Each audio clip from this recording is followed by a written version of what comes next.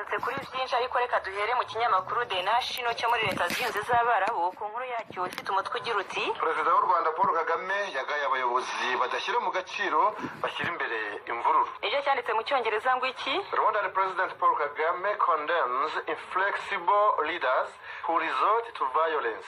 Bikubiye mu kiganiro iki kinyamakuru cyagiranye na Perezida Paul Kagame kwa gatatu w'iki cyumweru ubwo yari i Dubai aho yari yitabiriye inama u Rwanda rwatumiwemo yigaga kuri za guverinoma World Government Summit.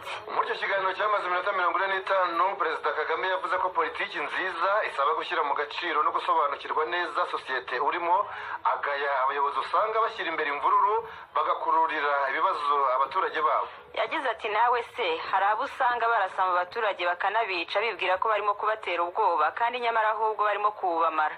Ku bwa Perezida Paul Kagame ngo gushyira imbere imvururu wahashyira ibiganiro. Cyakora umukuru w'igihugu nigeze agira igihugu hatunga urutoki, ariko yavuze ko muri rusange politiki nziza isaba gushyira mu gaciro, gusobanukirwa sosiyete yawe neza ndetse no kwirinda gushyira abaturage mu kaga biturutse ku kudashyira mu gaciro kw'abayobozi. Muri icyo kiganiro kandi Perezida Paul Kagame yanagarutse ku kwigira kwa Afurika bwira The National ko abanyafurika bakwiye kunga ubumwe bagashyira hamwe kuko ari byo bizafasha Afurika guhangana n'uko yaba insina ngufiya igenerwa ibyo ikora nabo mu burengerazuba bw'isi. Yagize ati dukeneye Afurika ifite ingufu, dukeneye Afurika ikorera hamwe. Abajijwe ku matora muri Kongo Kinshasa n'ibyayavuzwemo dore ko na Afurika yunze ubumwe yarayoboye yasabye ko gutangaza ibyavuye mu matora bya burundu byabihagaritswe ariko ntibikorwe. Umukuru w'igihugu Paul Kagame hari uko yasubije jondanye. Yagize ati ntabwo waba utifuza icyakurura amakimbirane cyangwa kigacamo abantu ibice ngo hanyuma habeho imvururu nk'izo twabonye. Ni byiza ko watsindwa kuruta gutsinda hari bitavugwaho rumwe. Naho kubijyanye niba uburyo u Rwanda rwiyubatse nyuma ya jenoside yakorewe abatutsi mu 1994 gahitana abarenga miliyoni ari urugero rwiza ku bihugu biri mu makimbirane mu burasirazuba bw'isi, Perezida Paul Kagame yavuze ko bitahuzwa. Ati buri gihe nirinda gutekereza ko ubwo ikintu cyakoretse kuri twe cyane abigisubiza kuri buri wese. Icyakora usanga mu kuvuga ibyacu abantu bakuramo bimwe bihuye n'ibyabo. Perezida Paul Kagame yanashimangiye ko kugira amahoro no kuyabura byose bituruka ku bantu, avuga ko umuti w'amakimbirane ari ibiganiro no kwemerera impande zikimbiranye kugaragaza ibitagenda neza kuri zo, yaba impamvu za politike cyangwa uburenganzira bwabo. Yavuze ko ubuyobozi bugezweho ari ubuharanira kunga abaturage babwo, gutekereza ku mpande zitandukanye, kumva ibyifuzo byabo ndetse no gukorana n'abaturage mu nzira iganisha ku mahoro. Uretse iki kiganiro yagiranye n'ikinyamakuru The National aho i Dubai, umukuru w'igihugu Paul Kagame yanahavugiye ko Afurika yagize imbogamizi yo kwitwa umugabane ukize kandi ukennye icyarimwe. Yabivugiye mu nama yitwa American East and North Africa y'ikigo cyo muri Amerika American Institute gikora ubushakashatsi no gutanga ubujyanama ku guhanga ibishya mu bukungu. Iyi nama yateraniye Abu Dhabi muri Leta Zunze z'Abarabu. Perezida Paul Kagame yavuze ko Afurika igihanganye n'imbogamizi ziri mu mateka yo kwitwa ko hari umugabane ukize kandi unakennye. Avuga ko Afurika ifite imitungo kamere kandi bizwi mu mibare, ariko ngo iyo bije mu bukungu bw'uyu mugabane bugereranywa n'ubw'ahandi ku isi ngo usanga bitandukanye, mu gihe wowe uzi neza ko hari ibyo Afurika ishoboye. Ati nta mikoranire yabaho hagati yacu igihe tudakuyeho inzitizi yo guhora duteza amaso inganda z'ahandi hatari kuri uyu mugabane. Tugomba kubaka uburyo twirebaho mu bushobozi kandi tukihaza. Ibi nibyo bizaganisha Afurika aho yagombye kubiri. Perezida Paul Kagame yabwiye abitabiriye iyo nama ko muri 2016 abayobozi ba Afurika biyemeje gukora impinduka kuko zari ngombwa kugira ngo abantu bahahirane nk'ibisanzwe, kandi ko hari bigomba guhinduka bahereye ku miyoborere n'uko umuryango wa Afurika yunze ubumwe ugomba kwishakamo ingengo y'imari mu bihugu biwugize. Ati ibikorwa by'umuryango wa Afurika yunze ubumwe byaterwaga inkunga kuri 80% iturutse hanze, mu gihe ibihugu binyamuryango byakwishakamo ayo mafaranga bigafata mu biganza gahunda z'ibikorwa by'umuryango wabyo. Umukuru w'igihugu kandi yanavuze ko inkunga ikwiye gukoreshwa kugira ngo umuntu yigire mu gihe runaka. Kuri Afurika ngo ikibura n'ukwifasha biganisha ku kwihaza. Aha akaba yaragize ati igikenewe ni ukubaka ubushobozi bw'abaturage no ku bihugu bifite umutungo kamere mwinshi ushobora kubapfana ubusa igihe batubatse ubushobozi bw'abaturage babo. Perezida Kagame yavuze ko ubumenyi n'ikoranabuhanga bigenda bihererekanywa hirya no hino ku isi ku buryo urubyiruko rwa Afurika nirwiga rukaba rufite ubuzima bwiza rushobora kuzaba rukora nk'ibyo abandi bakora nta wundi ubibakoreye, kandi ngo ubasanga ahandi bakora neza bya bindi umugabane wabo wakabaye ukeneye. Ati ku muryango wa Afurika yunze ubumwe twatangiye kuvuga ngo dufatanye Afurika dukora ibishoboka maze imipaka itandukanye ibihugu biyigize ibimfabusa dutangire ducuruzanye abantu bagenderane nta nkomye n'ibicuruzwa byambuka imipaka dushobora guhindura ubukungu bwacu. Umukuru w'igihugu yagiye Dubai akubutse ya Addis Abeba muri Ethiopia hataraniye kuva ku cyumweru tariki ya 10 kugeza ku wa mbere tariki ya 11 z'ukwezi kwa kabiri inteko rusange ya 32 y'abakuru b'ibihugu n'abaza guverinoma bagize umuryango wa Afurika yunze ubumwe. Iby'inama jondanye byagarutsweho n'ibinyamakuru n'ibitangazamakuru binyuranye nko muri Jeune Afrique bagize bati iki? Bagize bati Libye, Tshisekedi, Sahara Occidental, budget, ce qu'il faut retenir du 32e sommet de l'UA. Birasobanuye ngo Libya, Tshisekedi, Sahara y'Uburengerazuba ingengo y'imari icyo wakura mu nama 32 ya Afurika yunze ubumwe. Muri Africa News naho bati i Addis Abeba mu nama ya Afurika yunze ubumwe umukuru w'u Rwanda Paul Kagame yagiranye ibiganiro na mugenzi wa Repubulika Iharanira Demokarasi ya Kongo Felix Tshisekedi. Ni mu gihe muri South Africa aho bagize bati inama ya 32 ya Afurika yunze ubumwe yaharuriwemo ikivi cya Perezida Paul Kagame wari umaze umwaka wose ayoboye uwo muryango itangira ikindi gishya cya Al-Sisi wa Misiri wamukoreye mu ngata. Naho muri Le Point Afrique Afurika yunze ubumwe ni iyihe migabo n'imigambi ya Al-Sisi? Union africaine, quelle trajectoire avec Al-Sisi? Ibinyamakuru byandika ko ku munsi wa mbere w'iyo nteko rusange ya 32 yafunguye ku mugaragaro na Perezida w'u Rwanda Paul Kagame ari naho hanahise hahererekanwa ububasha hagati ye na Perezida wa Misiri Abdel Fattah al-Sisi wamusimbuye ku buyobozi bw'uwo muryango wa Afurika yunze ubumwe. Nakaza agiye kumara umwaka wose akora hanyuma nawe akazakorerwa mu ngata na Perezida wa Afurika y'Epfo Cyril Ramaphosa nk'uko byemerejwe muri iyo nama ya 32 ya Addis Abeba. Mbere yo guhererekanya ububasha na mugenzi wa Misiri ariko Perezida Paul Kagame yavuze ko amavugurura yatangije muri uriya muryango agomba gukomeza hakagera ku ntego zayo ndetse n'ibihugu bya Afurika ngo bikaba bikwiye gukorana ku nyungu rusange z'abaturage babyo. Yashimye abo bakoranye bose harimo abayobora za komisiyo ndetse n'umukuru wazo ari we Musa Faki Mahamat avuga ko ntako bisa gukorana nabo. Yongeyeho ko yizeye neza ko ikivi cye kizuswa neza na Perezida Al-Sisi wa Misiri akazageza umuryango wa Afurika yunze ubumwe ku rwego rwiza. Perezida wa Misiri Abdel Fattah al-Sisi nawe mu ijambo rye rya mbere nk'umuyobozi wa Afurika yunze ubumwe yahise avuga ko azakomerezaho mugenzi we yaragejeje ariko yongeraho ko ku buyobozi bwe hazibanda ku nkingi eshatu z'ingenzi arizo zijondanye: iterambere ry'ibikorwa remezo, kwihutisha ishyirwa mu bikorwa ry'amasezerano y'isoko rusange kuri uyu mugabane no guhangira imirimo urubyiruko rwa Afurika. Ikindi Perezida al-Sisi yashimangiye cyane ngo nicyo guhangana n'iterabwoba ryugarije bimwe mu bihugu by'uyu mugabane wa Afurika no kongera kubaka za sosiyete zashegeshwe n'intambara. Gusa abasesenguzi Xavera bagasanga iyi manda ya Perezida Abdel Fattah al-Sisi ngo itazaba ikaragashiye nk'iya mugenzi we asimbuye Paul Kagame. Ikinyamakuru Le Point Afrique kigaragaza nk'uwakoze cyane muri manda ye agamije kwerekeza heza Afurika. Abavuga ibyo ariko bakanabishingira ko ngo iyo Misiri ya Abdel Fattah al-Sisi yabitazibagirwa uburyo yahagaritswe by'agateganyo muri uyu muryango muri 2013 ubwo igisirikare cyarikaga ku butegetsi Mohamed Morsi wari waritorewe na rubanda muri 2012 nka perezida w'icyo gihugu. Ibinyamakuru binyuranye kandi byandika ko uretse guhererekanya ububasha bw'ubuyobozi bwa Afurika yunze ubumwe muri iyo nama y'abakuru b'ibihugu n'abaza guverinoma b'uyu muryango hanatowe biro nshya yawo ya 2019 yabungirije Perezida Al-Sisi. Hatowe abamwungirije bane aribo ba Vice Perezida Xavera. Ku isonga hari Cyril Ramaphosa niwe watorewe kuba Vice Perezida wa mbere ndetse akaba hari nawe uzasimbura Perezida Sisi muri 2020 mu gihe amatora y'umukuru w'igihugu hazaba mu kwezi kwa gatanu uyu mwaka muri Afurika y'Epfo yakwanzura ko akomeza kuyobora icyo gihugu. Vice Perezida wa kabiri yagizwe Perezida mushya wa Repubulika Iharanira Demokarasi ya Kongo Antoine Felix Tshisekedi Chilombo.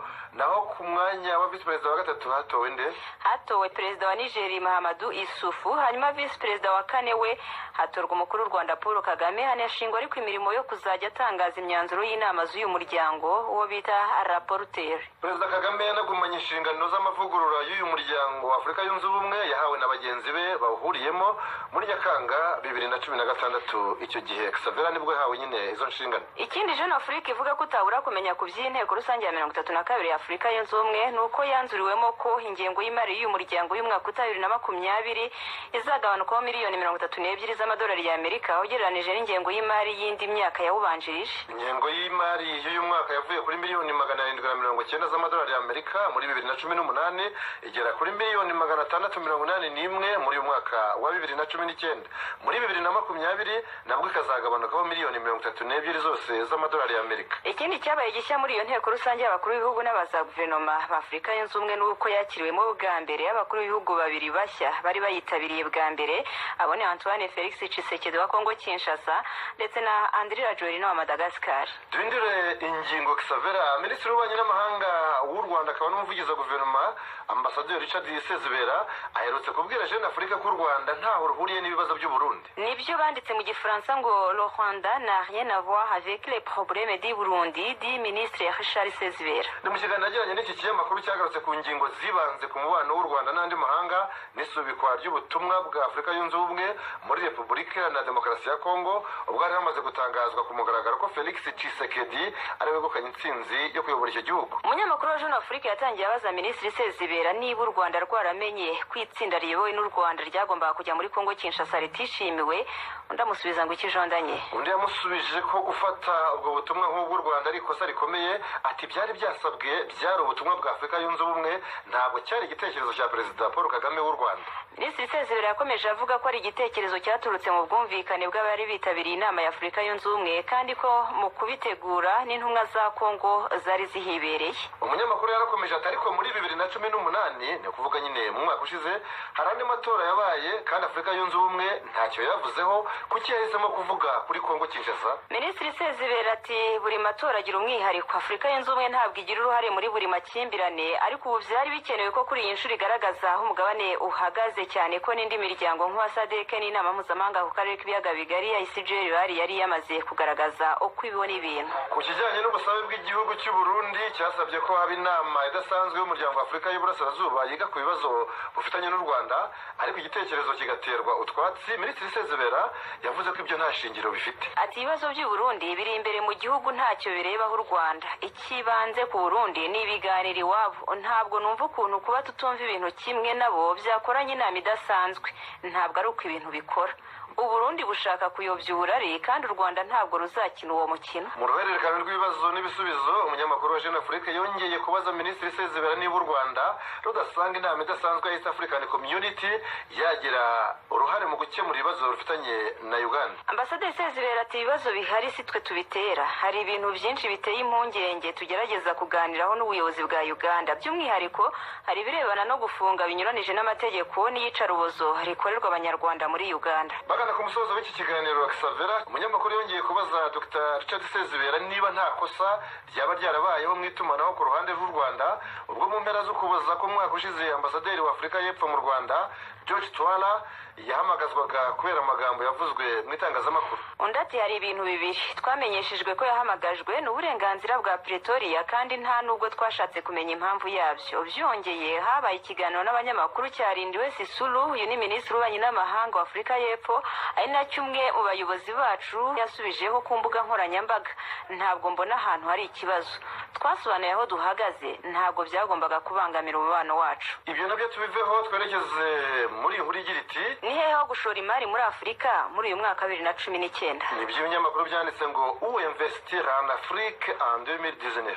Iyi nkuru turesoma mu binyamakuru n'ibitangazamakuru binyuranye birimo Le Point Afrique, La Tribune Afrique, Jeune Afrique ndetse n'ibindi bitandukanye. Ibi binyamakuru byanditse ko urutonde rw'ibihugu abashoramari bakwiye kwerekezamo ibikorwa byabo muri uyu mwaka wa 2019 rukubiye muri raporo ya banki yo mu gihugu cya Afurika y'Epfo yitwa Rand Merchant Bank RMB, yahawe umutwe ugira uti où investir en Afrique, bisobanuye tugenekereje mu Kinyarwanda ngo iki? Aho gushora imari muri Afurika. Iyo banki yo muri Afurika y'Epfo yagaragaje ko u Rwanda narwo ruri muri ibyo bihugu biguye neza abashoramari muri uyu mwaka wa 2019, aho ruri ku mwanya wa gatandatu muri Afurika yose, rukaba urwa kabiri muri Afurika y'Iburasirazuba inyuma ya Kenya. Urutonde rw'ibihugu 10 vya mbere biberewe n'ishoramari muri uyu mwaka rwakozwe muri Nzeri umwaka ushize, ariko runononsorwa mu ntangiriro z'uku kwezi kwa Gashyantare. Muri rusange ku isonga igihugu cya Misiri kiyoborwa na Abdel Fattah al-Sisi kigakurikirwa na Afurika y'Epfo ya Cyril Ramaphosa. Ku mwanya wa gatatu hari Maroc y'umwami Mohamed wa gatandatu ikurikiwe na Ethiopia ya Dr. Abiy Ahmed. Ku mwanya wa gatanu hakaba Kenya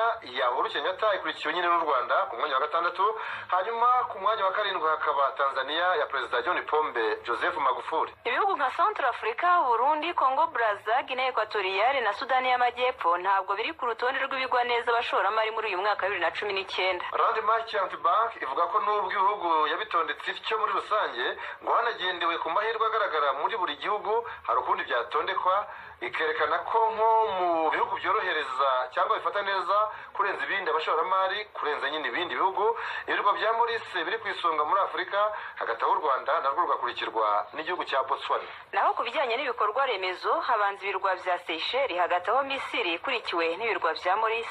Professor Shyaka yanenze abifuza kuba mu cyiciro cy'ubudehe bakacyuzukurizamo. Iyo ni indi ngingo kandi turabisoma mu mvaho nshya ivuga ko Minisitiri w'Ubutegetsi bw'Igihugu Professor Shyaka Anastase ejo bundi kuwa kane yavuze ko ibyiciro by'ubudehe bigiye kuvugururwa bizashingira ku byifuzo by'Abanyarwanda kandi ngo bizaza bigabanya ubukene mu buryo bufatika. Ubwo Minisiteri y'Ubutegetsi bw'Igihugu yatangiraga ejo bundi kuwa kane kwakira ibitekerezo by'ingeri zitandukanye bizifashishwa mu kuvugurura ibyiciro by'ubudehe, Minisitiri Shyaka uyiyobora yagize ati ntitugiye gushyiraho icyiciro iki n'iki, ahubwo twifuza ibitekerezo biturutse mu Banyarwanda banyuranye bakaduha ibitekerezo. Dutangiye ubukangurambaga mu baturage ngo batubwire uko bumva ibyiciro byakorwa. Minisitiri Shyaka Anastase yanenze Abanyarwanda bifuza kuba mu cyiciro cy'ubudehe bakagikuriramo, bakakibyariramo, bakanacyuzukurizamo. Avuga ko ahubwo bikwiye kuba ishusho y'uburyo abanyantege nke bafashwa kugira ngo bashobore kuzamuka. Ati twifuza ko izi gahunda za leta zitandukanye z'ubufasha zaba umusemburo w'iterambere, aho kugira ngo buri muntu wese yumve yafashwa n'imbaraga afite akazishyira mu mufuka kugira ngo hakomeze afashwe. Yavuze ko ubushobozi bwose igihugu gifite bukoreshwa neza aho kunyerezwa, ariko ubuke buhari bugatanga umusaruro uzapimirwa ku ntambwe yatewe n'abafite intege nke. Professor Shyaka Anastase akaba asanga Abanyarwanda n'ibisanzura mu gutanga ibitekerezo ku byiciro by'ubudehe bizafasha gukora ibyiciro by'ubudehe bifasha abanyantege nkeya gutera imbere kandi abantu bakajya mu cyiciro koko bagikwiriye. Uyu ari mu cyiciro runaka kubera impamvu izi n'izi, atari ukureba gusa ngo uyu afite inzu uyu ntayo afite, ndetse n'uwo twubakiye agakomeza kuba muri cya cyiciro yashyizwemo. Ku bijyanye n'uko ibyavugiwe mu nama z'abaturage bihindurirwa hejuru ngo bigaragare ko akarere gafite abakene bakeya, Minisitiri Shyaka yavuze ko kurwanya ruswa kugera kuri 0 nubwo bitoroshye, ariko ngo iyagiye ivugwa mu budehe yo igiye kuvanwaho kugeza kuri 0. Ati tugiye kuganira ngo turebe neza ibyabaga bitanoze uburyo byanozwa, kureba aho byapfiraga n'impamvu byahapfiriye, haba ku kagari, ku murenge no mu karere. Turifuza ko n'amakosa aho abera hamenyekana. Ngo hamenyekane, Professor Shyaka Anastase yifuje ko abaturage bazitabira inama ku mavugurura y'ubudehe kugira ngo ukeneye ubufasha koko aba ari ubuhabwa, ariko banatekereza kuri gahunda yo kwigira mu bihe biri imbere kuko izi gahunda zo kubafasha ari gahunda z'inyongera.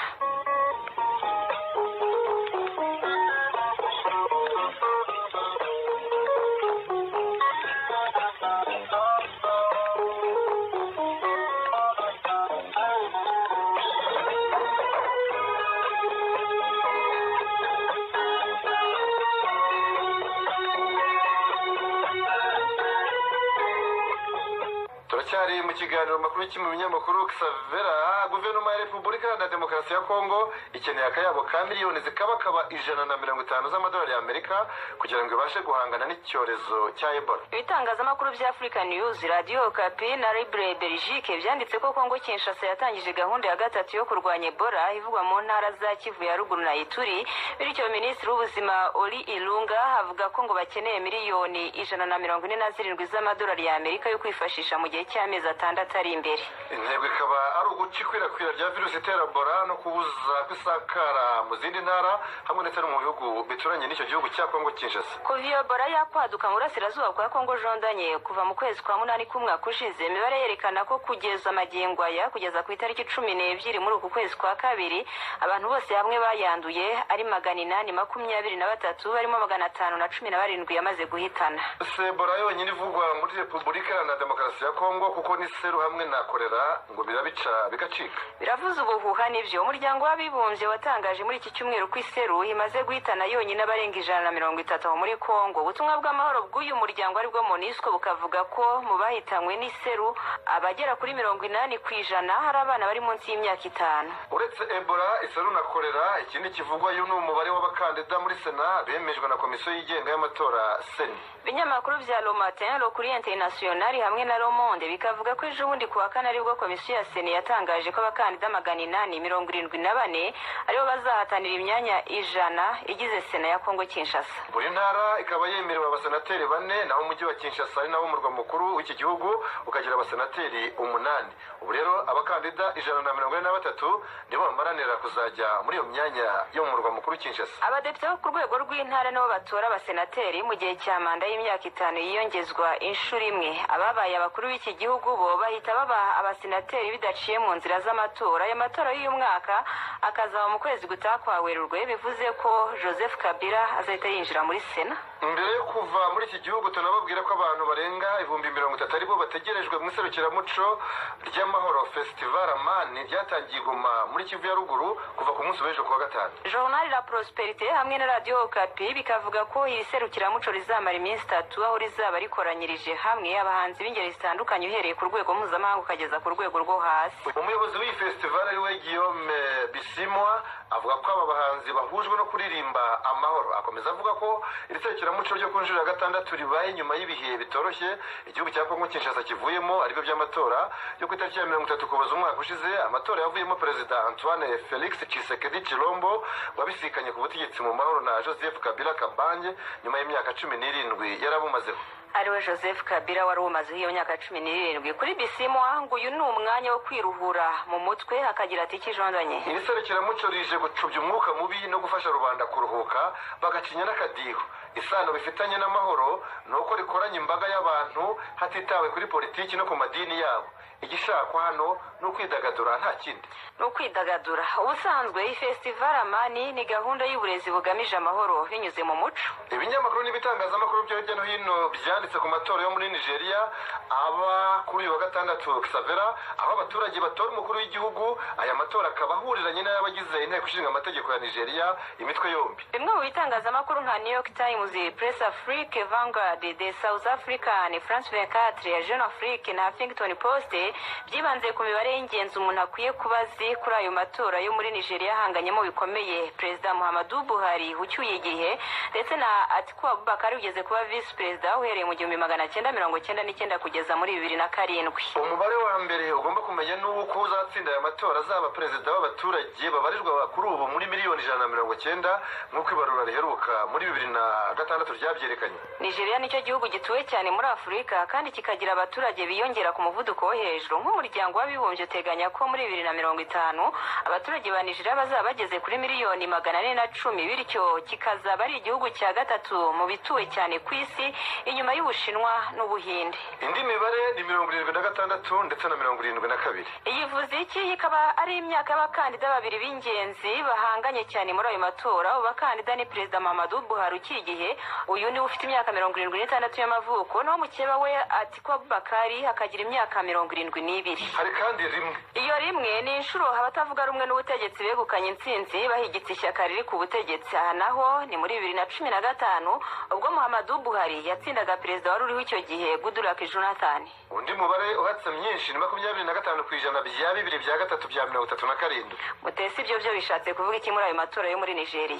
Ubarwa yatsinze n'uwabonye ubwiganze mu majwi y'abaruwe nibura 25% by'amajwi muri 2/3 bya leta 36 zigize Nigeria, hakiyongeraho n'agace k'umurwa mukuru Abuja.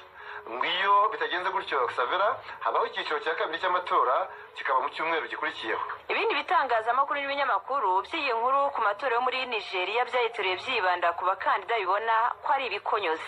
Nka Journal du Cameroon yibanze gusa kuri 4 aribo perezida ucyuye igihe Muhammadu Buhari uri kumwe n'usanzwe ari vice perezida we Yemi Osinbajo w'imyaka 61 y'amavuko. Bivuze ko nibatsinda bazakomezanya no muri iyi manda. Abandi ni mukeba wabo Atiku Abubakar nawe wiyamamazanyije yifatanyije na Peter Obi w'imyaka 57 y'amavuko wamubera vice perezida mu gihe yaba ari utsinze. Itike yaba umaze kuvuga Kasavera yiswe y'abanyemari kuko ngo batunze za miliyoni nyinshi z'amadolari y'Amerika, abakunda gutebya bo banavuga ko uretse nako kavagari ka za miliyoni ngo no ku bagore batunze abatari bake, nkaho Atiku afite abagore 4 akaba ise w'abana 20. Iyo ukizukira kuri byose, undi mubare utakwibagirwa muri ayo matora yo muri Nigeria nuko abiyandikishije ku marisite y'itora ari miliyoni 84. Mbese ni inshuro 7 z'abaturage b'u Rwanda. Ibaze nawe. Aba banyanigeria bangana batyo Kasavera nk'uko umaze kuvuga umubare wabo nibo bahamagariwe guhitamo gukomeza mu nzira ya Buhari barimo, cyangwa se bakazana impinduka mu butegetsi bw'igihugu cyabo. Rero icyo twababwira nuko abakandida biyamamaza ari bangahe? Barasaga 70. Barasaga 70. Uretse aya matora yo muri Nigeria, ikinyamakuru Jeune Afrique cyo kinibutsa ko mu mpera z'icyumweru gitaha hazaba hatahiwe Senegal, aho abakandida 4 bazaba bahanganye na Perezida Macky Sall usanzweho ushaka kwiyongeza indi manda. Bivuze ko muri rusange abakandida perezida bose hamwe ari 5. Guverinoma y'iki gihugu ikaba yamaganiye kuri cyo yise urugomo n'akaduruvayo bikururwa na Abdoulaye Wade, umukambwe w'imyaka 92 y'amavuko yayoboye iki gihugu cya Senegal kuva muri 2000 ageza muri 2012, ariko akomeje gushishikariza abayoboke b'ishyaka rye PDS kuzatwika amakarita y'itora, ariko n'ibiro by'itora ngo bakabiha inkongi y'umuriro kugira ngo amatora aburizwemo, bitewe n'uko asanga aya matora yarateguwe mu rwego rwo guha intsinzi Macky Sall. Ikindi kimubabaje cyane nk'uko iki kinyamakuru kibyandika ngo nuko iryo shyaka rya PDS nta mukandida yafitemo, kuko umuhungu we Karim Wade yangiwe kwiyamamaza nk'uwari kurihagararira. Benshi bagasanga iyo rero ari nayo ntandaro yo kwivumbura kwa Abdoulaye Wade. Guverinoma ya Senegal ikavuga ko imyitwarire muri iki gihe itazihanganirwa, kandi ngo n'igikorwa icyo ari cyo cyose azakora kinyuranyije n'amategeko azagihanirwa. Mu birwa bya Komore naho bazajya mu matora y'umukuru w'igihugu mu kwezi gutaha kwa 3, aho usanzweho Azali Assoumani nawe azaba hatana ngo yisimbure.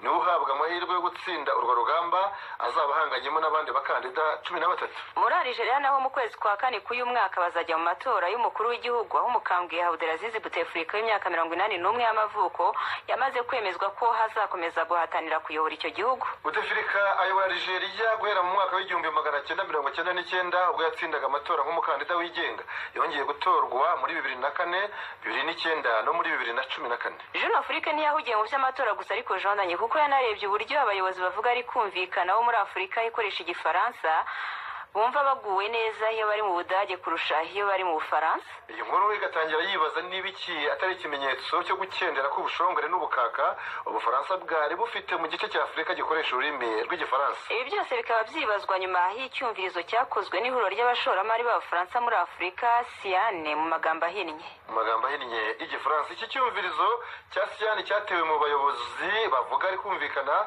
bagera ku 1244, aho babazwaga kuvuga igihugu cyo hanze ya Afurika bajyamo bakumva bameze nk'abisanga. Ibisubizo byabo byaratunguranye kuko Ubufaransa babushyize ku mwanya wa 5 nubwo bakoresha ururimi rukomokayo. Uretse kumva baguwe neza, ibindi babazwaga birimo ibirebana n'ubukungu, politiki, umuco n'imyemerere. Muri abo bayobozi 1244 barimo abagore bangana na 24% nabo mu bihugu 8 bya Afurika birimo ibyo mu Barabu nka Tunisia, Algeria na Maroc, hakaza ibyo mu Burengerazuba bwa Afurika nka Senegal, Cote d'Ivoire na Burkina Faso, ndetse n'ibyo muri Afurika yo hagati nk'ibihejandanye Cameroon na Repubulika Iharanira Demokarasi ya Kongo. Aba bayobozi bavuga ari kumvikana baturuka muri ibihugu 8 umaze kuvuga Kasavera babashijwe rero hagati y'ukwezi kwa 6 n'ukwa 9 mu mwaka ushize.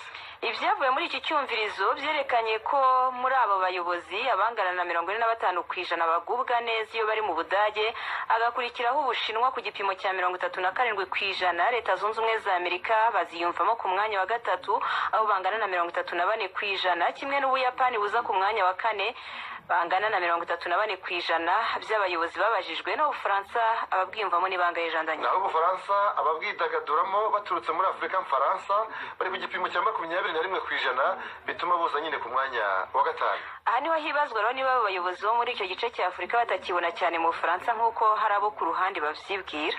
muri Haiti nyuma y'icyumweru cy'imyigaragambyo y'injyanamuntu perezida w'icyo gihugu Jovenel Moïse yashyize ajya habona maze asaba abigaragambya bamusaba kwegura gusubiza amerwe mu isaho. Mbese abakurira inzira ku murima basaba kuvuga bavuye aho. Ibinyamakuru birimo ibyo muri icyo gihugu nka Le Nouveliste, Le Matin, Le National ndetse n'ibyandi nka Le Journal de Montréal, Le Parisien, La Croix n'ibindi bitandukanye umuntu atarondora ngo abimareyo bikavuga ko ku mugoroba wo kuwa kane aribwo perezida Jovenel Moïse yumvikanye ku mirongo ya televiziyo y'igihugu cye atera utwatsi ibyo kuva ku butegetsi. Yumvikanye agira ati sineze gusigira igihugu amabandi yitwaje intwaro n'abacuruzi b'ibiyobyabwenge. Iri jambo yarivuze nyuma y'umunsi umwe gusa abashinzwe umutekano bashyamiranye n'abigaragambirizaga rwagati mu murwa mukuru Port-au-Prince. Abantu 7 nibo bamaze kugwa muri iyo myigaragambyo yatangiye kuva tariki ya 7 y'ukwezi kwa kabiri ariko kuko turimo. Abigaragambya ntibahwema kuvuga ko ubutegetsi bwa Moïse bwamunzwe na ruswa maze bunanirwa kurwanya ubukene buvugiriza mu baturage ba Haiti. Ibyo navyo tubireke. Umuhanzi Koffi Olomide umwami w'injyana ya rumba yo muri Kongo Kinshasa yasubiye gufungwa imyaka 7 mu gihome kubera ibyaha by'ihohotera rishingiye ku gitsina akekwaho gukorera i Paris mu Bufaransa. Tugeze ku musozo w'iki kiganiro. Xavera n'ibyaha abashinjacyaha b'Abafaransa bavuga ko yakoreye abakobwa 4 bahoze ari ababyinnyi be hagati y'umwaka wa 2002 na 2006. Bimwe muri ibyo byaha birimo gukorerwa urugomo, guhatirwa gukora ikintu ndetse no gushimutwa. Bene gukorerwa ibyo byaha by'ihohotera rishingiye ku gitsina biyemerera ko babihatiwe ubwo bari mu nyumba ye iherereye hanze ya Paris. Ibinyamakuru bitandukanye birimo West France bikomeza iyi nkuru bivuga ko uyu musitari w'imyaka 62 y'amavuko ahakana ibyo aregwa byose. Mu kwezi kwa Kamena k'umwaka ushize Koffi Olomide yumvikanye avuga ko azajya kwiburanira ubwo urubanza ruzaba rutangiye, ariko ngo kuwa mbere iki cyumweru ntigeze akinisha ibyo kugaragara mu rubanza rwaburanishirijwe mu muhezo. Bene gukorerwa ibyamfurambi bamushinja kubahatira gukorana imibonano mpuzabitsina haba aho mu Bufaransa kimwe ngo niyo babaga bari mu gihugu cyabo cy'amavuko cya Repubulika Iharanira Demokarasi ya Kongo cyangwa se batembereye mu mahanga ya kure. Nakaga bakomeza bavuga ko inzu bakorewemo ibyamfurambi mu Bufaransa yabaga yirinzwe n'abagabo 3 ngo niyo babagamo rero iyo babaga bamaze gukora ibitaramo cyangwa se kwifata amajwi mu ndirimbo. Ngo barindirwaga muri iyo nzu ya Koffi Olomide amasaha 28 kuri 28 kubera ko yabaga yabambuye ibyangombwa byose hamwe na za telefone ngendanwa. Ikindi ngo uretse guhatirwa gukora imibonano idakingiye ngo ageragezaga kwihagararaho yakubitwaga inshyi yakomeza kwinangira akabura akazi k'uburirimbyi muri orchestre ye ya Quartier Latin yashinze mu 1946. Aba bakobwa uko ari 4 bakivugira ko bashoboye kuva mu nzu bari barashimutiwemo mu ijoro rimwe ryo muri Kamena 2006 maze ikirego cy'iryo hohoterwa bagitanga muri 2007 muri 2009 no muri 2013. Kuva icyo gihe ngo batinye gusubira mu gihugu cyabo cya Kongo Kinshasa batinya ko yabihimuraho kubera ko bamushyize ku karubanda. Ubwa mbere Koffi Olomide yavugwaho guhohotera ababyinnyi be. Mu minsi ishize Xavera yafatiwe muri Kenya arafungwa nyuma aza gusubizwa mu gihugu cye cya Kongo Kinshasa azira gukubitira ababyinnyi be ku kibuga cy'indege i Nairobi. Akigera mu gihugu cye naho yahise aregwa ibyaha nk'ibyo ngibyo byo muri Kenya bikiyongera ku bindi aregwa muri Zambia ku buryo atahirahira ngo hakoze ikirenge. Umwanzuro w'urubanza rwo mu Bufaransa Xavera ukazamenyekana mu kwezi gutaha kwa Werurwe. Ubundi amazina ye nyayo nayari ku bundi jandanye ni Antoine Christophe Agbepa Mumba. Izina rya Olomide rikaba riboneka muri byinshi mu bihugu bikoresha ururimi rw'igifaransa, naho hari benshi uzi bitwa ba Koffi cyangwa se ba Olomide. Ntabwo ari bakeya. Reka duhine dutyo kandi tubashimire cyane mwebwe twabanye mu kiganiro. Nkabandi Nyirarukundo Xavera bari kumwe nanjye Jean Daniel Sindayigaya nk'uko bisanzwe. Naho ubutaha ku munsi nk'uyu amasaha nk'aya mugire weekend nziza.